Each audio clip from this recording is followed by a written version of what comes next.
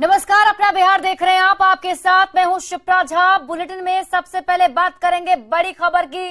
दिल्ली से बड़ी खबर है, जहां जेपी नड्डा से मिले आरसीपी सिंह। इस वक्त की बड़ी खबर आपको बता रहे हैं, जेपी नड्डा से आरसीपी सिंह ने मुलाकात की है। बीजेपी में शामिल होने के बाद उनकी मुलाकात हुई। आरसीपी सिंह के साथ अजय आलोक भी वहां पर मौजूद थे, उन्होंने भी मुलाकात की है। ये तस्वीर देखिए उस वक्त की, जब आरसीपी सिंह और अजय आलोक ने जेपी नड्डा से मुलाकात की। आपको बता दें कि पिछले दिनों अजय आलोक भी बीजेपी में शामिल हुए। दोनों ने नीतीश कुमार का साथ छोड़कर अब बीजेपी का दामन थाम लिया है।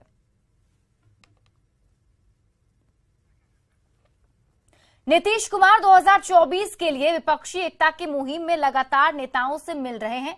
दावा बीजेपी के खिलाफ विपक्ष को एकजुट करने का किया जा रहा है, लेकिन 2 दिन पहले ओडिशा के सीएम नवीन पटनायक से मुलाकात के बाद आज जो तस्वीर सामने आई, उसने सियासत में तेजी से बदलाव की ओर इशारा कर दिया। पटनायक ने प्रधानमंत्री से मुलाकात के बाद कह दिया कि फिलहाल थर्ड फ्रंट की कोई संभावना नहीं है। पटनायक के बयान पर सियासत भी तेज है। लोकसभा चुनाव 2024 को लेकर विपक्षी एकता की कोशिशों में जुटे बिहार के मुख्यमंत्री नीतीश कुमार को ओडिशा के सीएम नवीन पटनायक ने बड़ा झटका दिया है। पटनायक ने साफ कर दिया कि वो थर्ड फ्रंट या गैर बीजेपी दलों के साझा राजनीतिक मंच में शामिल नहीं होने वाले। नवीन पटनायक ने गुरुवार को प्रधानमंत्री नरेंद्र मोदी से मुलाकात के बाद ये बयान दिया। Congress, is there any possibility of a third front? I wanted to check with you. No, not as far as I'm concerned. Not now. And what will be the position of the Biju Janata Dal then in the coming elections? You will go it alone in the Assembly and Lok Sabha elections? That has always been our principle. अब इन 2 तस्वीरों को देख लीजिए। CM Nitish Kumar ने 9 मई को ओडिशा के मुख्यमंत्री नवीन पटनायक से भुवनेश्वर जाकर उनसे मुलाकात की थी। नीतीश ने कहा था कि उनके नवीन पटनायक से काफी पुराने रिश्ते हैं, लेकिन ठीक 2 दिन बाद 11 मई को नवीन पटनायक पीएम मोदी से मिले। बुधवार को झारखंड के सीएम हेमंत सोरेन से मुलाकात के बाद नीतीश ने कहा था कि हमारी बातचीत एकजुट विपक्ष को लेकर केंद्रित है और इतिहास में बदलाव के केंद्र के प्रयासों का वे विरोध करेंगे। लेकिन प्रधानमंत्री मोदी से नवीन पटनायक से मुलाकात की तस्वीरों ने सियासी तापमान को बेहद बढ़ा दिया है। न्यूज़ 18 के लिए पटना से आनंद अमृतराज के साथ ब्यूरो रिपोर्ट। ओडिशा के सीएम ने पीएम से मुलाकात के बाद नीतीश कुमार की मुहिम को बड़ा झटका दिया। नवीन पटनायक ने थर्ड फ्रंट की संभावना को खारिज कर दिया है। इसके बाद बिहार में सियासत गर्म हो गई है। महागठबंधन बयान के बाद बैकफुट पर दिख रही है, वहीं बीजेपी चुटकी ले रही है। देश में लड़ाई सीधी है। सही पक्षी दलों का जो एका वाला फ्रंट होगा, वही फ्रंट देश के लोकतंत्र को स्वस्थ रखेगा, अधिनायकवाद से देश को मुक्ति दिलाएगा। देश में हो क्या रहा है? अर्थव्यवस्था तार-तार हो रही है, चंद पूंजीपतियों के इशारे पर सरकार चल रही है। बिहार ने तो देश को रास्ता दिखाया है। बिहार मॉडल, जो गैर भाजपा दल, कांग्रेस सहित तमाम पार्टियां, तीसरा फ्रंट है कहां? पटनायक जी सही बात कर रहे हैं। पटनायक जी को तय करना है कि वो चीन के दलालों, पाकिस्तान के एजेंटों के साथ रहना चाहते हैं या उस कांग्रेस के साथ आना चाहते हैं जो चीन के दलालों और पाकिस्तान के एजेंटों को हराना चाहती है। नीतीश कुमार जी के तृतीय फ्रंट की जो घोषणा थी या फिर भाजपा के विकल्प की जो दूसरी राजनीतिक व्यवस्थाएं थी, आज उसका पलीता पुनः उड़ीसा के मुख्यमंत्री नवीन पटनायक जी ने लगा दिया। आज उन्होंने स्पष्ट कर दिया कि भारत में वर्तमान में मोदी जी के रहते हुए किसी भी तीसरे या फिर चौथे फ्रंट की कहीं कोई भूमिका नहीं होगी। आम जनता पार्टी के राष्ट्रीय अध्यक्ष विद्यापति चंद्रवंशी का नीतीश के महाराष्ट्र दौरे और आरसीपी के बयान पर प्रतिक्रिया सामने आई है। चंद्रवंशी ने आरसीपी के बयान का समर्थन किया। उन्होंने नीतीश कुमार पर आरसीपी के बयान को तर्कसंगत बताया है। सिंह ने जो आज बयान दिया है माननीय मुख्यमंत्री नीतीश जी के बारे में, उन्होंने जिस बिंदुओं को उठाया है वो तर्कसंगत ढंग से उठाया है। उन्होंने 2005 से 10 के बीच में शासनकाल की तारीफ की है और कहा कि बेहतर था। फिर उन्होंने जो जंगल राज, जिस जंगल राज से बिहार को उन्होंने बाहर निकाला और फिर उस जंगल राज में ढकेल दिया, ये बात भी सत्य है। फिर उन्होंने कहा कि आज भारत का इकोनॉमी 5वें स्थान पर है, तो भारत कैसे पीछे है। बीजेपी सांसद सुशील कुमार मोदी ने एक बार फिर नीतीश कुमार पर हमला बोला है। उन्होंने ट्वीट कर कहा कि जैसे उद्धव ठाकरे को बीजेपी को धोखा देकर सरकार बनाने की सजा मिली है, वैसे ही नीतीश कुमार को जनता सत्ता से बाहर कर पलटी मारने का दंड देगी। मोदी ने कहा कि नीतीश कुमार और शरद पवार जैसे लोग शिवसेना के 16 विधायकों को अयोग्य ठहराए जाने और महाराष्ट्र की शिंदे सरकार के गिरने की उम्मीद में टकटकी लगाए बैठे थे, उन्हें सुप्रीम कोर्ट के फैसले से झटका लगा है। इधर सुशील मोदी के ट्वीट पर जेडीयू और आरजेडी ने हमला बोला है। सुशील कुमार मोदी जी को नीतीश कुमार जी पर या उद्धव ठाकरे जी पर बयान देने से पहले जरा खुद के गिरबान में झांक कर देख लेना चाहिए। भाजपा के आचरण का अवलोकन कर लेना चाहिए। भाजपा की राजनीतिक संस्कृति है घटक दलों का अपमान करना, उनके खिलाफ साजिश रचना, उनके पीठ में खंजर वो। खबरों में बने रहने के लिए वो हर मामले में हस्तक्षेप करते हैं, हर मामले में बोलने का काम करते हैं। आज जो महाराष्ट्र के संबंध में माननीय सर्वोच्च न्यायालय का फैसला आया है, ये दूरगामी परिणाम वाला है। विधानसभा में नेता प्रतिपक्ष विजय सिन्हा ने मुख्यमंत्री नीतीश कुमार की पक्षीय एकता की मुहिम पर निशाना साधा है। विजय सिन्हा ने कहा कि नीतीश कुमार से बिहार संभल नहीं रहा और वे विपक्ष को एकजुट करने में लगे हैं। विजय सिन्हा ने कहा कि नीतीश कुमार वैसी भ्रष्टाचारी लोगों को जमा कर रहे हैं जिनके खिलाफ बिहार में जेपी ने सबसे बड़ा आंदोलन खड़ा किया था। कि ये विडंबना है कि कभी यहाँ पर लोकनायक जयप्रकाश नारायण जी जाति विहीन समाज बनाने का, भ्रष्टाचार मुक्त राष्ट्र बनाने का बात करते थे। आज उनके शिष्य उन भ्रष्टाचारियों को उसी कांग्रेस के गोद में बैठाने के लिए बेताब है और ये पश्चाताप उनको तब होगा जब उनकी मनसा चकनाचूर हो जाएगा, उनका महत्वाकांक्षा खत्म हो जाएगा।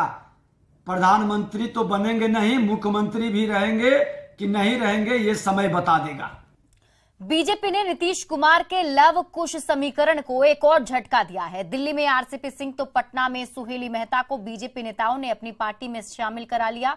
इसके बाद ही बीजेपी ने दावा किया है कि बहुत जल्द अभी कई और नेता हैं जो बीजेपी में शामिल होने बाकी हैं, वो भी इसमें शामिल हो जाएंगे। इस मौके पर बीजेपी नेताओं ने नीतीश कुमार के महाराष्ट्र दौरे पर भी खूब निशाना साधा। सुहेली मेहता ने जहां बीजेपी में शामिल होने के बाद जेडीयू को गिरोह की पार्टी बता दिया, वहीं मंगल पांडे ने कहा कि आने वाले दिनों में अभी और लोग बीजेपी में शामिल होंगे। तो प्रदेश अध्यक्ष सम्राट चौधरी ने कहा कि 2025 में बिहार में अपने दम पर बीजेपी सरकार बनाएगी।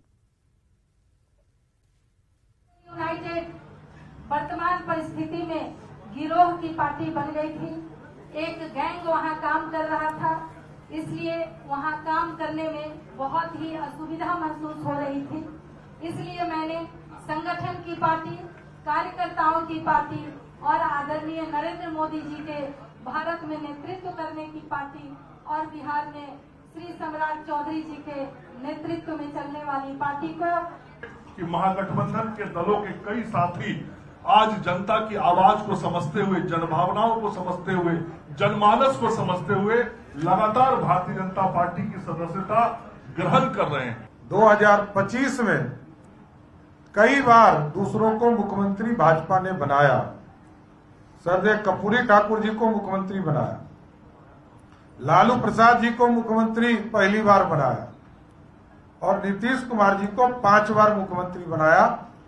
अब भाजपा के कार्यकर्ताओं का कंधा दुख चुका है, किसी को कंधे पे नहीं बैठाएगा। अब सिर्फ और सिर्फ भारतीय जनता पार्टी का कार्यकर्ता 2025 में बिहार का सत्ता में बैठकर इस बिहार को बढ़ाने का बात करेगा। पटना से बड़ी खबर है, जहां पारा मेडिकल छात्रों के खिलाफ एक्शन लिया गया है। 6 छात्रों के खिलाफ एफआईआर दर्ज किए गए हैं। पीएमसीएच में प्रदर्शन करने वालों पर यह एक्शन लिया गया है। आपको बता दें कि 6 छात्र 3 महीने के लिए सस्पेंड कर दिए गए हैं। सीसीटीवी फुटेज के आधार पर यह बड़ी कार्रवाई की गई है। स्वास्थ्य विभाग के अपर मुख्य सचिव के आदेश पर यह एक्शन लिया गया है।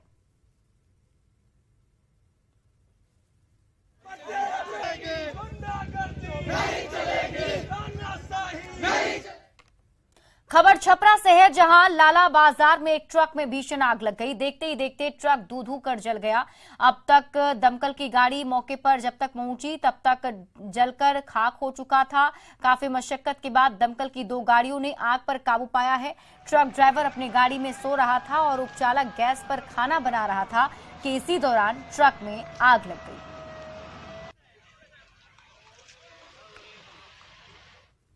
अररिया के बीरनगर विशहरिया में अगलगी की घटना से 3 बच्चों की मौत के बाद मातम पसरा हुआ है। आपदा प्रबंधन मंत्री शाहनवाज आलम ने मृत बच्चों के परिजनों से मुलाकात की और 4-4 लाख रुपए का चेक दिया है। बता दें कि बुधवार की रात बीरनगर के विशहरिया में शॉर्ट सर्किट से आग लग गई थी, जिसकी वजह से 19 घर जलकर राख हो गए थे। हादसे में 3 बच्चों की मौत हो चुकी है, जबकि एक बच्चा अभी भी अस्पताल में है। कहते हैं बिजली का जो नियम है, नियमित रूप से बिजली लें, कोई इधर उधर से तार नहीं जोड़े ताकि कोई कठिनाई नहीं, यही ना बात। तो खैर ये अलग विषय है, अभी इन विषयों पे बात करना उचित नहीं है। हम पीड़ित परिवार के साथ हैं, जो भी तय मुआवजा है आज ही हम लोग उनको देने का काम करेंगे। बताया गया है कि शॉर्ट सर्किट से ही आग लगी है। 11:30 बजे रात में आग लग गई, जिसमें लगभग 19 परिवार का घर नष्ट हो गया। सबसे दुखद हुआ कि इसमें 4 बच्चे चपेट में आ गए। 3 बच्चों की मृत्यु हो गई है, ये बड़ा दुखद हुआ है।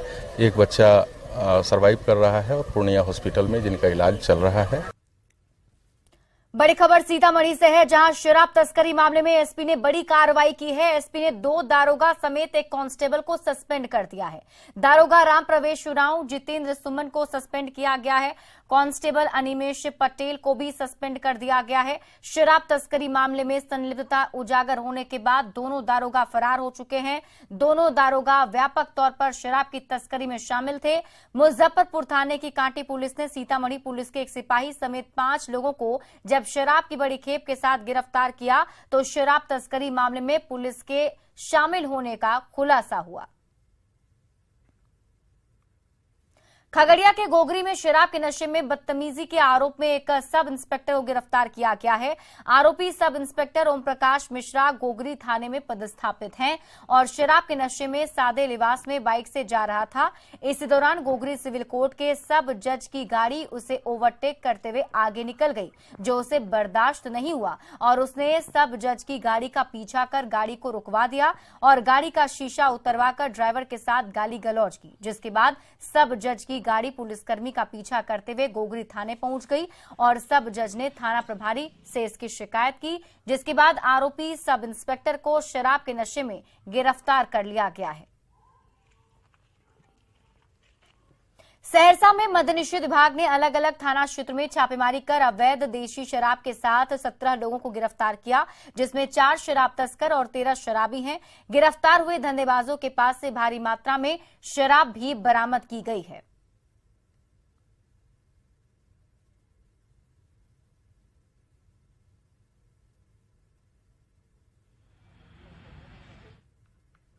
खबर लखीसराय से है, जहां शराब धंधेबाज के खिलाफ छापेमारी करने गई उत्पाद विभाग की पुलिस पर ग्रामीणों ने हमला कर दिया।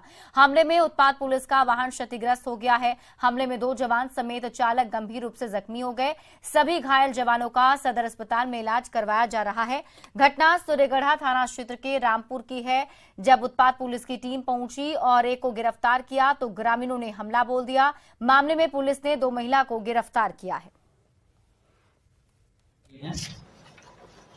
पुलिस छापामार दलों के ऊपर डंडा और ईंट पत्थर चला के वाहन को क्षतिग्रस्त और पुलिसकर्मी को भी क्षतिग्रस्त। कुछ जवान भी घायल हुए। कितने जवान घायल हुए? 3 जवान जख्मी हैं। अरवल के कलेर में भारी मात्रा में विदेशी शराब जब्त की गई है। कलेर में NH 139 पर गाड़ियों की तलाशी के दौरान पुलिस और उत्पाद विभाग की टीम ने एक ट्रक को रोककर जब तलाशी लेनी चाही, इसी दौरान ट्रक ड्राइवर पुलिस को चकमा देकर भागने लगा, जिसका पुलिस ने पीछा किया और दिलावरपुर के मोड़ के पास गाड़ी रुकवा दी, जिसमें आलू की बोरियां लदी थी। लेकिन जब आलू की बोरियों को हटाया गया, उसके नीचे 327 कार्टन शराब छिपाई गई थी, जिसकी कीमत लाखों में बताई जा रही है। बेगूसराय के बछवाड़ा में पुलिस ने 2 अलग अलग जगहों पर छापेमारी कर विदेशी शराब से लदी मालवाहक पिकअप वैन और कार और बाइक बरामद किया है। पुलिस ने 3 व्यक्ति को गिरफ्तार किया है। अवैध शराब कारोबार में संलिप्त 4 कारोबारी अंधेरे का फायदा उठाकर भागने में सफल रहा। बछवाड़ा थाना से संयुक्त छापामारी में जब्त किया गया, इसमें 301 कार्टन विदेशी शराब मिला है और मैकडॉवेल्स का शराब है, अलग अलग राज्य में निर्मित है, उसकी भी जांच चल रही है, जिसमें 2 लोगों को हिरासत में लिया गया है।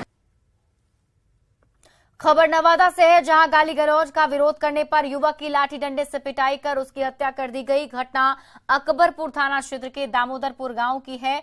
मृतक के परिजनों के मुताबिक युवक गांव में अपनी खेत के पास बैठा था, जहां ताड़ी की बिक्री हो रही थी। उसी दौरान गांव के कारू चौहान ने वहां आकर उसके साथ गाली गलौज शुरू कर दी, जिसका युवक सत्येंद्र चौहान ने विरोध किया।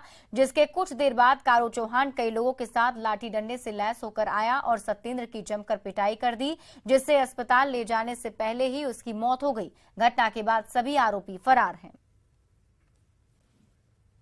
बाबा बागेश्वर के पटना दौरे को लेकर तैयारी अब अंतिम चरण में है। नौबतपुर के तरेतपाली मठ परिसर में भी अब तैयारी की जा रही है, जहां कार्यक्रम को लेकर पंडाल लगभग बनकर तैयार हो गए हैं। करीब 3 लाख वर्ग फीट में पंडाल बनाया गया है। वहीं बाबा जहां से बागेश्वर हनुमंत कथा का वाचन करेंगे, 4000 वर्ग फीट में मंच तैयार किया जा रहा है।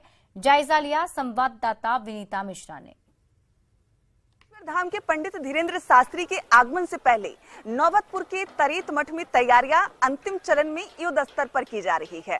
मंच बनकर लगभग तैयार हो चुका है, जहां भक्त हनुमत कथा का पाठ सुनेंगे, वो भी जो स्टेज है लगभग तैयार कर लिया गया है। ये वही मंच है जहां पर पंडित धीरेन्द्र शास्त्री बैठेंगे, हनुमत कथा का पाठ करेंगे और मंच की जो तस्वीरें हैं वो साफ तौर पर बयां कर रही हैं कि किस कदर यहाँ पर जो भगवा रंग है वो नजर आ रहा है।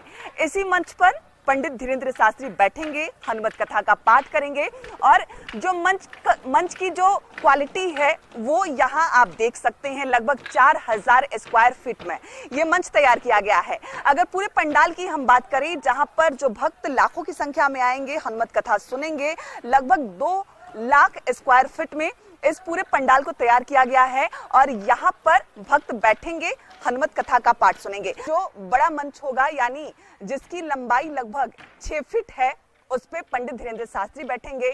उसके अगले लेयर यानी इसकी जो लंबाई है लगभग 4 फीट है, यहाँ पर उनके जो सिक्योरिटी होंगे वो बैठेंगे। आगे एक और छोटा सा मंच, लगभग उसकी ऊंचाई 2 फीट है, वहां पर जो मीडिया कर्मी होंगे उनके लिए जो तैयारी है वो की जाएगी, क्योंकि परसों यहाँ पर हनुमत कथा का पाठ होना है। लाखों की संख्या में श्रद्धालु इस पंडाल में आएंगे, पंडित धीरेन्द्र शास्त्री की कथा को सुनेंगे और जो माहौल है वो बदलने लगेगा। और उसकी जो तस्वीरें हैं अंतिम चरण में नजर आ रही है। युद्ध स्तर पर काम किया जा रहा है और लगभग पंडाल और मंच बनकर बिल्कुल तैयार है। विनीता मिश्रा, न्यूज़ 18 नौबतपुर।